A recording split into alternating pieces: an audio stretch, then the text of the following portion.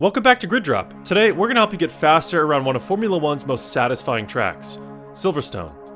If you enjoyed this video, feel free to leave any feedback or questions in the comment section, or in my Discord, which is linked in the description. That being said, let's get right into it. This video will be broken down into 5 sections: car setup, Sector 1, Sector 2, Sector 3, and finally, a full lap. These sections are all equally important, so stay tuned to the end of the video if you really want to improve.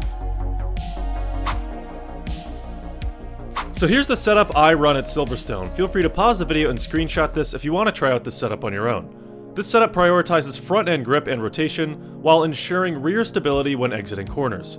As a disclaimer, this setup is a general baseline for you to start with and applies to both hot laps and a race. I recommend doing a few laps with this setup and tweaking it to fit your own style.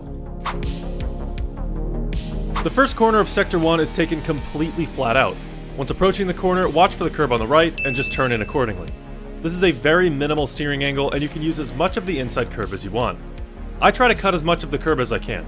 As the right curb fades away and the track twists to the left, transition your steering to the left curb, and again, this is a minimal steering input. I know it sounds kinda dumb, but you can actually lose up to a tenth here if you're choppy with your steering. Just keep it calm and smooth, flowing from curb to curb. Now, pull back towards the left side of the track and watch for the meter boards on the left. Right between the 100 and the 50 meter board, or exactly where this curb widens, brake. This is one of the only heavy braking zones throughout the track, and this is a full application of the brakes. As soon as you hit full brake pressure, start slowly releasing and bleeding off the brake, as this corner requires an early turn-in. This is a slower, more methodical turn-in, so you can kinda just roll the car into the corner. Once you start turning in, aim for the apex and try to get as close as you can to this red sausage curb without touching it. Making contact with this curb can instantly send you into a spin. As mentioned earlier with the car setup, I tried to balance rear stability for corner exits, as Silverstone contains a lot of slow exits and sweeping turns. However, you still need to be cautious. Once following through the apex to corner exit, sway to the left side of the track and very cautiously increase the throttle. As soon as you get your wheel straight, increase a bit more and pull to the right side of the track. There aren't too many reference points for braking here, so I just like to eyeball the apex of the corner and brake accordingly, aiming to cut the curb. If you need a reference point, brake just before where this curb begins on the right and immediately start turning into the corner. Here, you also want to cut as much of this inside curb as possible while avoiding contact with the red sausage curb. Once at the apex, again, be cautious on the throttle, but try the best you can to keep the car on the edge in terms of the throttle. Slowly sway to the right side of the track as you increase the power, and you can use as much of this exit curb as you want. Now, increasing to full throttle, pull the car back into the left to cut this upcoming inside curb. Hit the apex, stay flat out, and follow through to the exit curb. Enable DRS at the line, and head down the straight. So that's a look at Sector 1, now let's see it at full speed.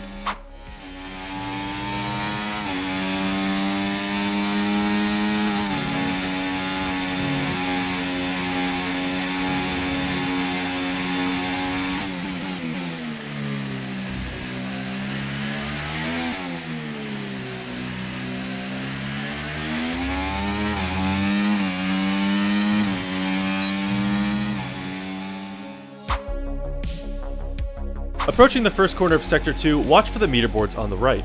Keep an eye out for the 50 meter board. About a car length beyond this board, brake.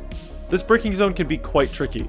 At first, you want a quick jab to 100% brake pressure, but quickly let go of all that pressure as you need to turn into the corner immediately. As you turn in, keep braking at about 50% and slowly taper off the brake as you rotate the car into the corner. As for the line here, you want to reach the apex where this first little red curb meets the black and white one. It's a long, sweeping corner, so a later apex is better. As you approach this apex, transition from brake to throttle, but keep the throttle input at an absolute minimum. As you keep turning in to reach the apex, increase the throttle and naturally sway to the right side of the track. It's easy to be a little too heavy on the gas here, which can lead to understeer and a bad entry into the next corner. Make sure you keep it steady when increasing the throttle. On the right side of the track now, prepare for this tight right-hander. For my line, I brake about 35% at the second red bump on the right. I bleed off the brake and then coast for a split second as I take a tight turn towards the inside curb. Once facing the curb, I can be a bit more aggressive with the power, so I put the throttle down, hit a late apex, and I'm heading towards the straight. I prefer this line through the corner as it lowers the chances of wheel spin on exit and sets me up better for the following straight. Power down now, aim for this inside curb to make the straightest line you can. Now widen out to the left side of the track. Heading into Cop's corner, watch for the barrier to fade away on the right. In this year's game, this corner can be taken completely flat out. As the curb fades, turn in and aim to get close to this inside curb. I usually try to put my front right tire on the curb. Keeping the power down, let the car naturally sway to the left, but be wary of track limits on this left curb. Now, keep the car straight and the track will naturally bring you back to the right side. It's important to have a good line for entry into Maggots and Becketts. As you see this left-hander approach, smoothly turn the car in. This corner is taken flat out, so don't worry about braking. Try to take the entirety of the black and white curb without touching the red sausage curb on the inside. As soon as you're at the apex, transition your steering to the right. This is also flat out, so again, don't brake. Try to take as much of this inside curb as possible. Once off the curb and through the corner, you should find yourself in the middle of the track. Pull into the left now, again aiming to take as much of this inside curb as possible. For this, I like to lift off the throttle about 20%, so a very slight lift, and downshift once. This year's cars can handle this with no problem. At the apex, shift your focus to the next corner and turn in. This one's a bit tighter, so it's a little bit later of an apex than the last few corners. Once you turn in, brake about 20% and drop the throttle down to about 50%. I keep the throttle pressure as I brake as you maintain grip through this corner and don't have to worry about spinning. Once exiting, release the brake and quickly increase to full throttle. Sway to the left side of the track, sticking on the curb as it opens up. Now sway to the right side of the track and enable DRS at the line. That's a run through of Sector 2, now let's see it at full speed.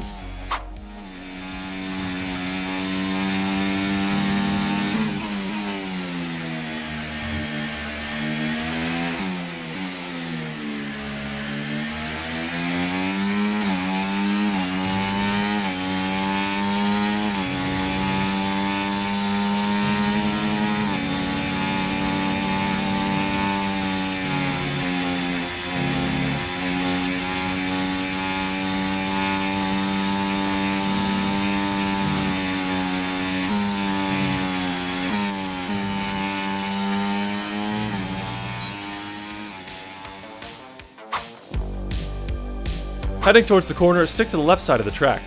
Watch for the meter boards on the left, and about a car length beyond the 50 meter board, brake about 40% for a split second before dropping the brake pressure back down. Keep about 20% throttle as you do this, and as you taper off the brake, increase the power. Downshift twice under braking here and pull towards the inside curb. As you reach the apex, you can get fully back on the power. Once swaying out to the left side of the track, you can use as much of this outside curb as you'd like. Transition to the right side of the track now and prepare for a heavy braking zone. Watch for the 100 meter board here, you want to brake exactly at this point. This is a full use of the brakes. This corner is pretty conventional, so just keep your eyes on the apex, and once slowed down enough, turn into the corner. Avoid this red sausage curb, but otherwise, take as much curb as possible. At the apex, start getting back on the power, but definitely be cautious here. Get up to about 75% throttle as you transition into this next right-hander, and then lift off the throttle. Aim to take this inside curb as well, but you don't need to brake, just a lift will do. As you widen out to the left side of the track now, steadily and cautiously increase the throttle. You can use as much of this outside curb as you'd like. Now, keep the throttle pinned and pull close to this next inside curb. You can stay flat out here. Once at the apex, sway out to the left, but beware of track limits. Now, cross the line. That's a look at Sector 3, now let's see it at full speed.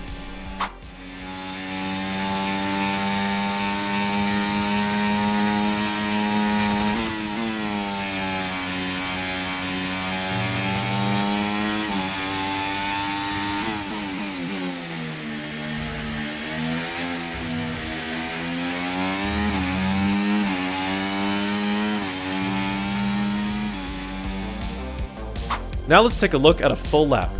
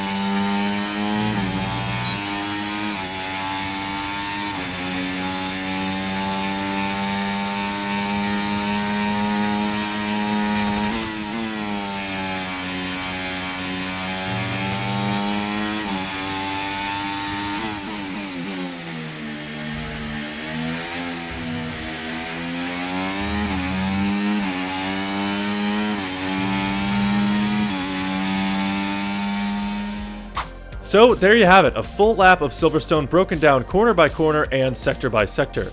If you want to see more track guides on F124, have any questions, or need more tips, feel free to leave a comment on this video or in my Discord. Anyway, if you made it this far, thank you very much for watching, and I'll see you in the next one.